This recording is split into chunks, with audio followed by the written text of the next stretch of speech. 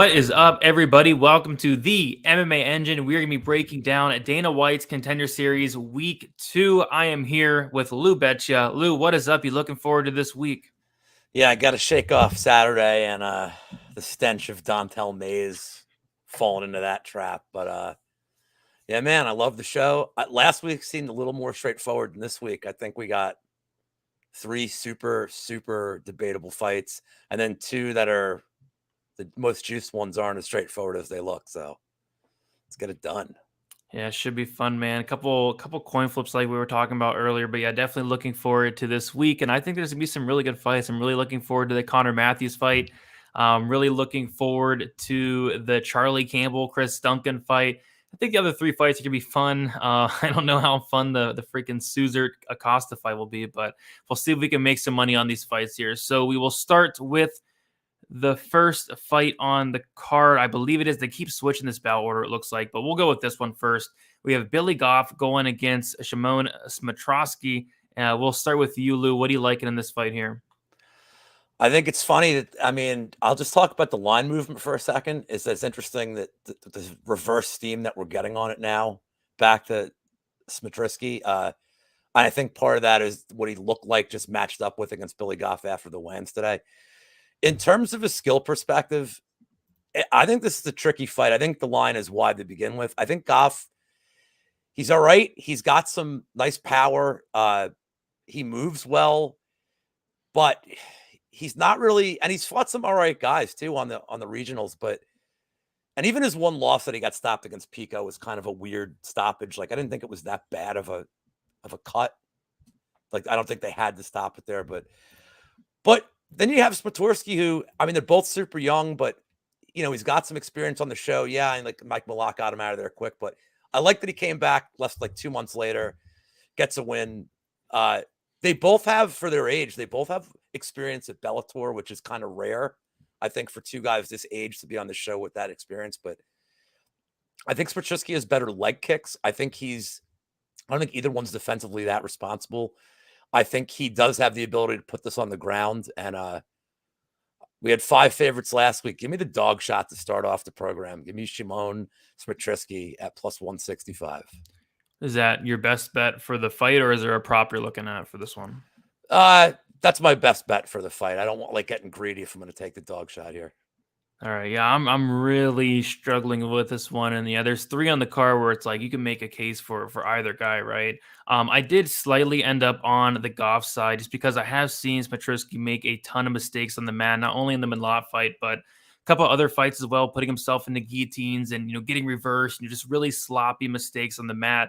I like both guys though. I think Smatrisky's wrestling is very good. I don't like that he does slow down a little bit, not to the point where it's like it's a big concern, but he is, visibly slowing down as the fight goes on. Goff kind of a slow starter. I feel like this could be a good live betting standpoint. I think Smatrosky has a really good chance to win this first round. It's just as the fight goes on, I think Goff will start to get it going. I'm kind of leaning like a Goff 29-28 close decision here. So for me, I'm actually going to take a look at the over 2.5 plus 135. If anything, I think it's going to be close. I think it's going to be competitive. I like both guys here, so I can't wait to see this fight. But as far as a bet, like nothing really sticking out. I'm going to take the over plus 135. How do you see Smatrosky winning, Lou? Are you looking at a decision or a finish here? I think after the Dana White edict of last week, we're going to see guys kind of maybe emptying the tank a little earlier than they should, going for that finish. I think if he's going to finish him, the ground's the clearest path here. Goff has some serious power. Yeah. And to your point about Smatrisky making mistakes, yeah, he has. He's still young though. He still knows what to work on, but the ground skills are there. And if he can stay on top for the whole first round, I feel like that cardio is going to be negated. So I think Smatrisky can get him out of there within 2 rounds. But I'm with you. If this thing hits the third, that bet's dicey. Goff seems like he has a cardio advantage. Yeah, and that's what I was kind of thinking, maybe like a round 3 or decision for Goff, but they don't have that on Bet Online, and I'm curious to see if DraftKings does get that out. But I don't know if I'm betting on this fight. Really tough one. We'll move on to the next one, though. We have, oh boy, oh my goodness. We have Waldo, Cortez, Acosta going against Danilo, Suzer, and yeah, we have basically a sloppy, low-level heavyweight fight here where I'll be honest, I took a look at Danilo Suzer, and Lou, you messaged me earlier today, and you were like, it looks like a heavyweight Davidson Figueiredo, and I can see it. But I was watching tape on this guy, and I was like, man, this guy really reminds me of like a Carlos Felipe. And then I look into his gym, and he actually trains at the same gym as the guy, and it just made so much sense. But yeah, not impressed with Suzer whatsoever. First of all, he's 6 foot. He's going to be at a big height disadvantage. Doesn't show his reach, but you got to imagine he's going to be at a big reach disadvantage as well. He goes in there. I mean, imagine Carlos Felipe, but like even lower level. He's swinging wild looping punches, missing the majority of them. I don't know whether his cardio is good or bad. I watched a 5-round fight where he went 5 rounds and just not a lot going on. And his cardio looked okay, I suppose, but just nothing happened. And then I watched another fight where he was gassing out after like the first 2 minutes. So I'm just not sold on Suzer. I think, Waldo does get this done. He's much bigger, and I'm not even high on Waldo here, but he's 6'4", 80-inch reach, lots of power. I think Waldo is the much, much better fighter here. I mean, could Suzer go out there and knock him out in the first round? Potentially, it's heavyweight, but I do think Waldo does get this done. There are a lot of things I don't like about Waldo, though. His output is just non-existent. He's backing up nonstop. He's a really good counter puncher, but you take a look at the line, minus 450 for Waldo, Cortez, Acosta, and I get it. Like, Suzer just not great. The bet I'm going to give out is going to be the over 1.5 plus 120. Again, Acosta is super low volume, backing up. He has power, just does not let his hands go. I think it's going to take him some time to get going. I'm actually predicting a third round Acosta finish. He does carry his power late. He has gotten a third round knockout before. So I'll take the over 1.5 plus 120. Is it going to be sweaty? Absolutely. But just Acosta's too low volume for my liking. Lou, what are you liking on this fight here? I'm on the same prop as you. We talked about before the show. I like the over 1.5 for 2 reasons. One, as you mentioned, Acosta is pretty low volume. And two, I think if either one of them is actually going to try to close distance and pressure against the cage, it would be the Suzer side. It's weird that he's had so many rounds under his belt and always looks tired. And actually what I said to you before this earlier today was if Mark Hunt ate Figgy, that's what this guy looks like to me. Acosta has a boxing background, but and he's pretty accurate when he throws, but it seems like he takes the first round and just get his timing. I don't know if that's what it is. I can't imagine he's going to be hesitant to throw here, but it really does seem like it takes him 3-4 minutes to get going. I do think he wins, but I think Suzer can make it ugly for a round. I really do. He's got more experience. He's he's like Barkley, like Charles Barkley. He gets it done. Doesn't look like he can get it done, but I think that he can use his body to at least make this ugly, grind him up against the cage for a round, and then maybe run out of gas. But over 1.5 in a heavyweight fight, always super dicey here. The KO prop for Acosta is minus 135. I don't hate that either as a play, but I always look for plus money if I can with these. And yeah, I'm with you on the over 1.5. It's going to be terrifying, but it would make sense on the show that there's 4 finishes, and this is the one that doesn't finish somehow. I know, right? Yeah, the fight doesn't go to decision. Line on this is kind of, it's minus 325. Like I could see this going to decision. We have seen Acosta win a couple decisions, but there is a fight that I like even more to finish, and it's going to be this next fight, and it's probably my favorite fight on the entire card. Lou, we'll start with you. What are you liking on this fight? Francis Marshall going against Conor Matthews. So I have a bet and I have a prop here that I like. I mean, fight doesn't go seems. If this fight finishes, I don't know what to say here. Let's start off with the fact that their combined records of their opponents are horrible. One, because of Jay Ellis being like Glass Joe from Punch Out. He's like 1-99. And there's like a 20-32 guy in here that Marshall fought, right? If I'm not mistaken. Ray Trujillo is 24-30 at the time they fought. So these guys have fought some journeymen. Like I see Mushroom saying under 2.5. It's like minus 300. I mean, it's not really or whatever it is. It's not really like a playable number at this point. But I like Marshall, and this is kind of a crapshoot. Matthews has, I believe, 8 minutes of cage time in his career, something along those lines. Like he's just getting everybody out of there the quickest, except Ellis, who he took I don't know why he took so long to get rid of Jay Ellis, but we've at least seen Marshall go to the ground. He's got good back takes. He has pretty good wrestling. I think he'll be the one to initiate it. we have to kind of guess what they're going to do.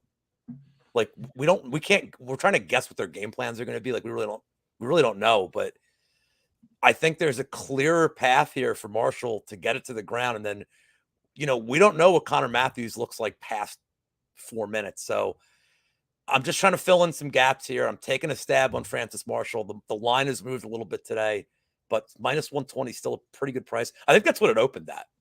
I think we're all the way back to where it started.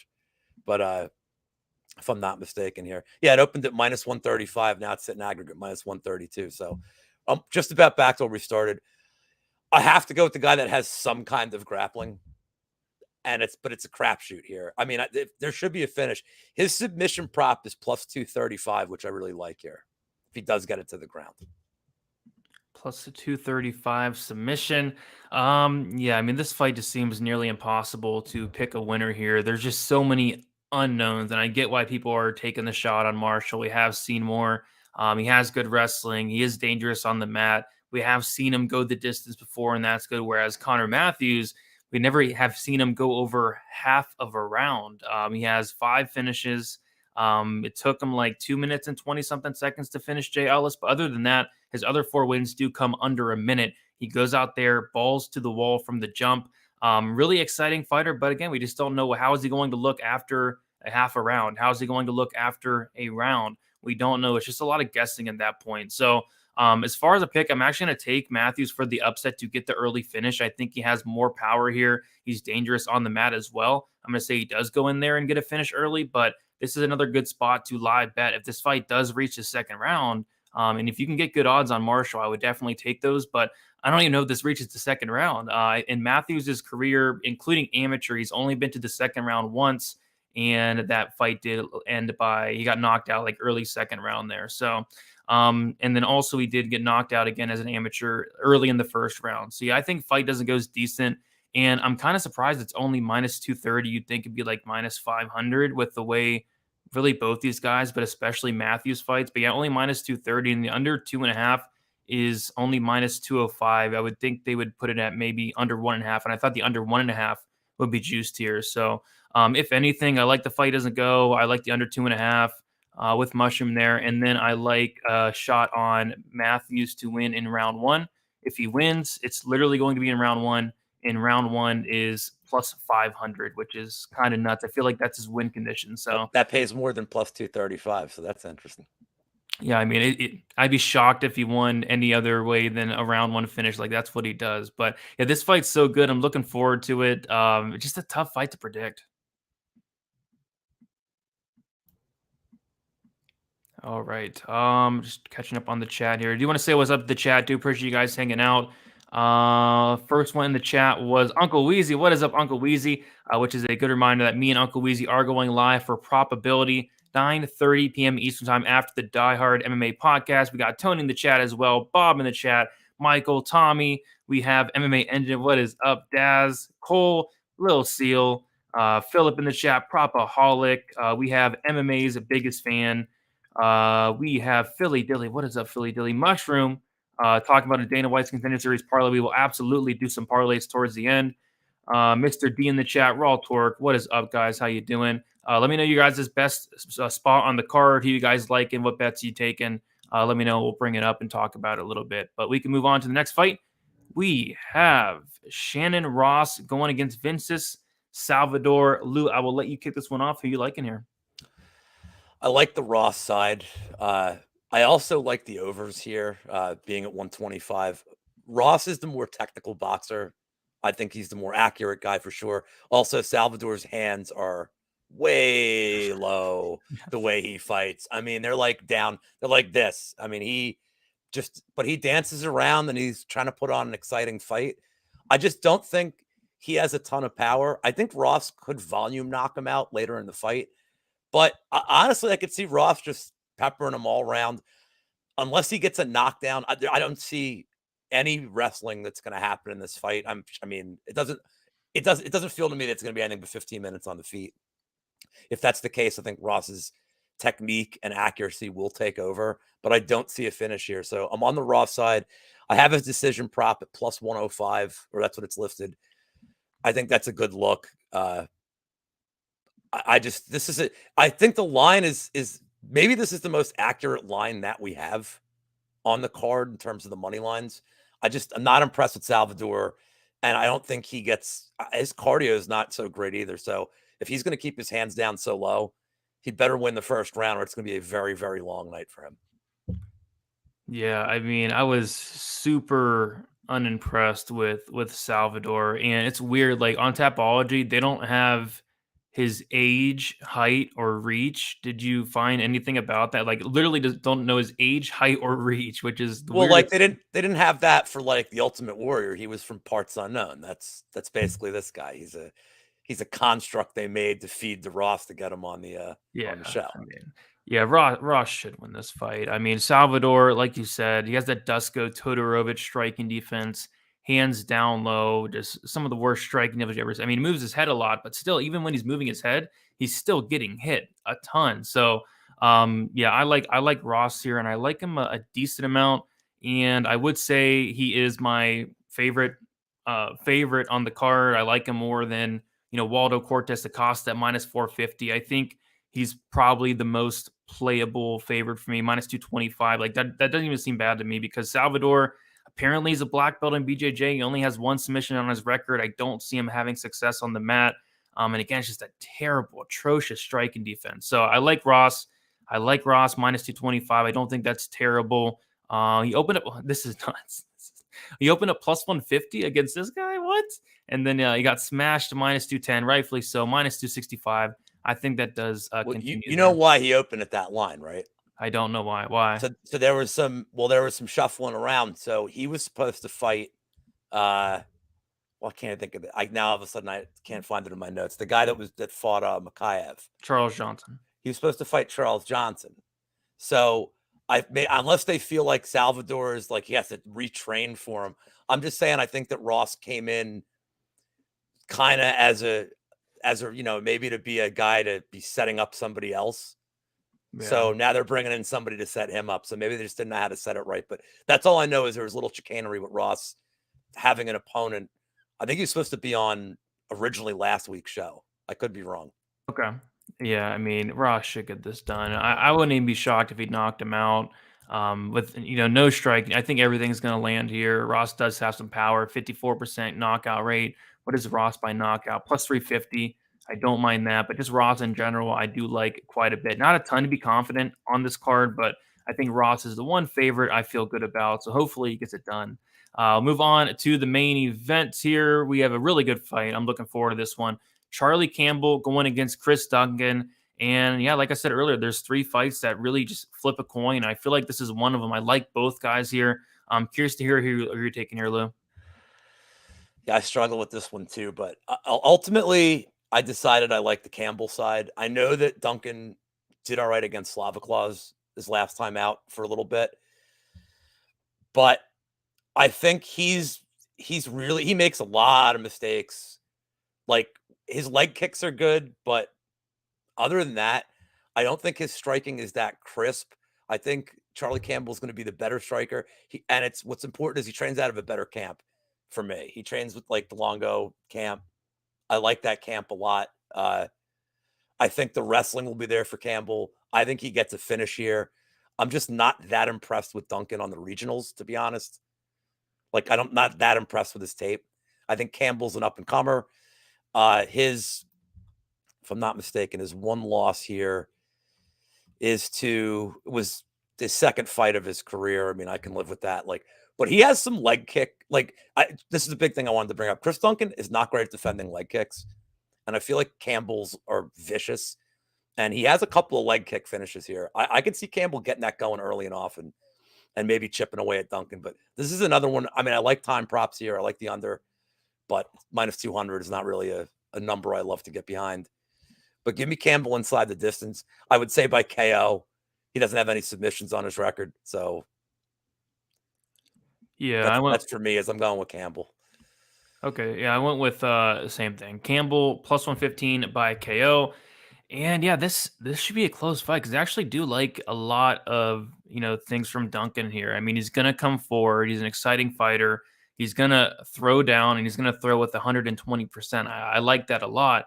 It's just he is very, very, very hittable, not only in the Slava fight, but like other fights too. But even in the Slava fight, he is willing to not only eat like one, but like two, three, four, five, six punches just to give one. And Slava was really piecing him up, hurt him in the first round, and just viciously finished him in that second round.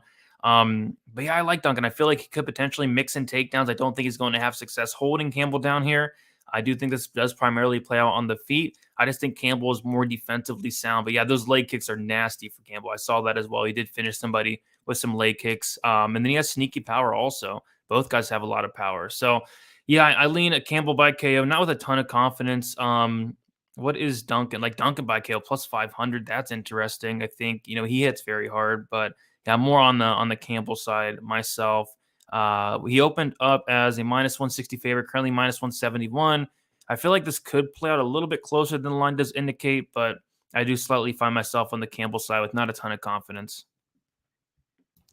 Yeah, I like this as a look too. We saw how Ozzy Diaz came out a little slow out of the gate last time, and it didn't end well. And if he comes out slow out of the gate here, he's gonna get chopped before he even knows what happened to him. Yeah, for sure. All right. So I guess we can quickly recap here. So you want to start with your recap to go over your picks for each fight and then your favorite bet for each fight, and then we'll do a parlay to end this. Well, I got a greasy parlay cooked up if you want to hear it of all the props, but I'll just go over it real quick. So the first fight, we disagree on this one. I am on the Marshall side. I think he gets it done on the ground. I think he gets it done by submission, plus 235. I like the Acosta or Cortez Acosta fight to go over 1.5, but I do think he gets him out of there late round 2 or third round, like you think. We disagreed on this one. I am on the Smitrisky side. I just think he has a few more paths to victory. I think he has a little bit better experience, and that one is at plus 165. I have Ross by decision at plus 105. Both agreed about Ross. Just think Salvador's defense is atrocious. And for the main event, I am going with Charlie Campbell to eventually get the KO here. Charlie Campbell by KO is plus 115. If you play all 5 of those combined, you get plus 8,508 odds. Hey, there we go. All right, greasy. For me, I'm gonna go with in the first fight. Go back to it. Yeah, Connor Matthews. Yeah, this is such a tough fight to pick. Lots of question marks on the Matthews side.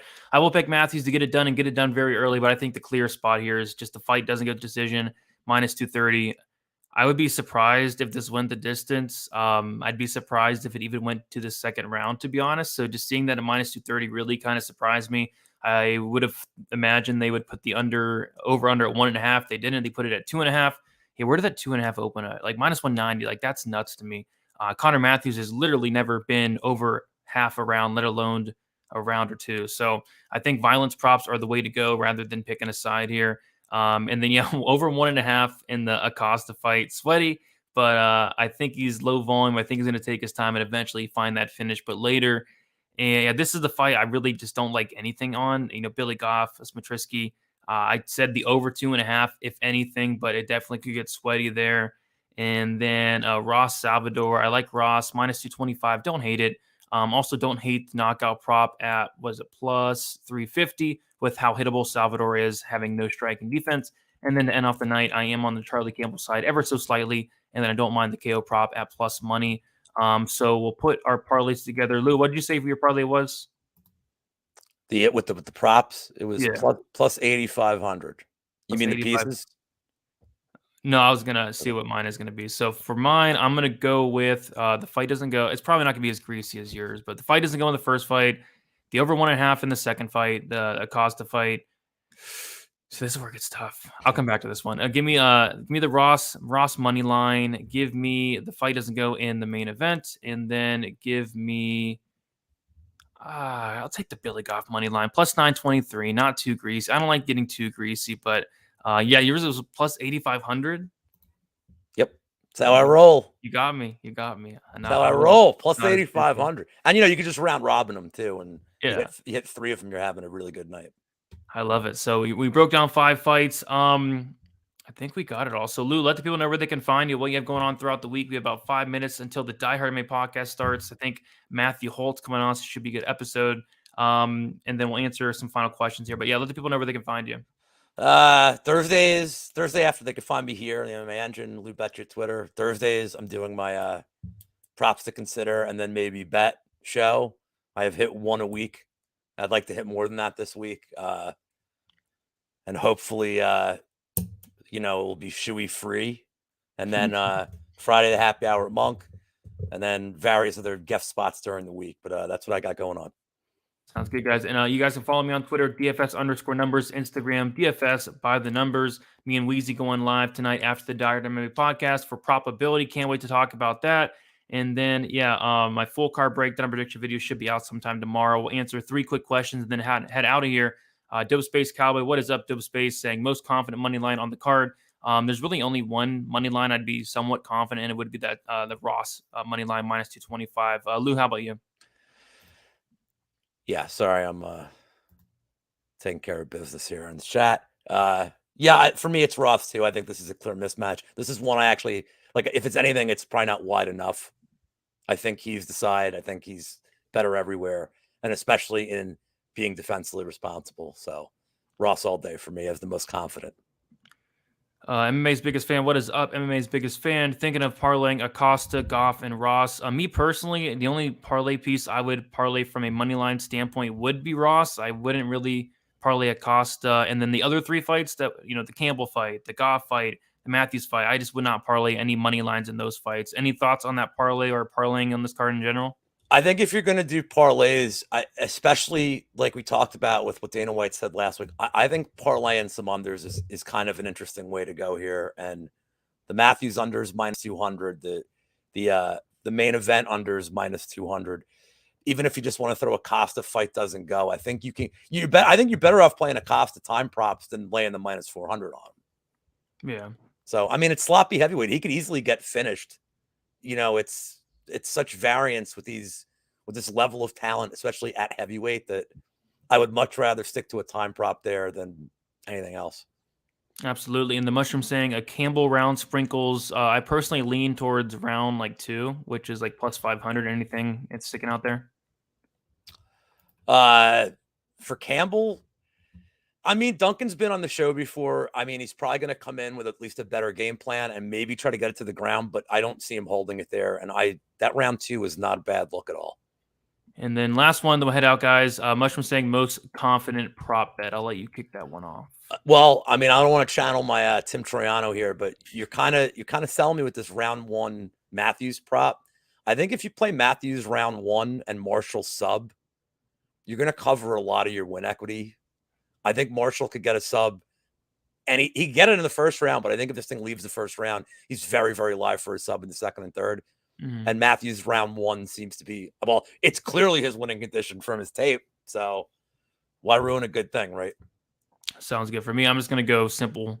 Fight doesn't go in the Matthews Marshall fight. All right, guys, we did it. About 29 minutes in, just in time. Best of luck, guys, for the Contender Series. Stop back next week. 7 o'clock Eastern time every Monday. We go live, talking our bets, talking our picks. And guys, good luck. We'll talk to you guys very soon. Next week, Bo Nickel. Bo Nickel.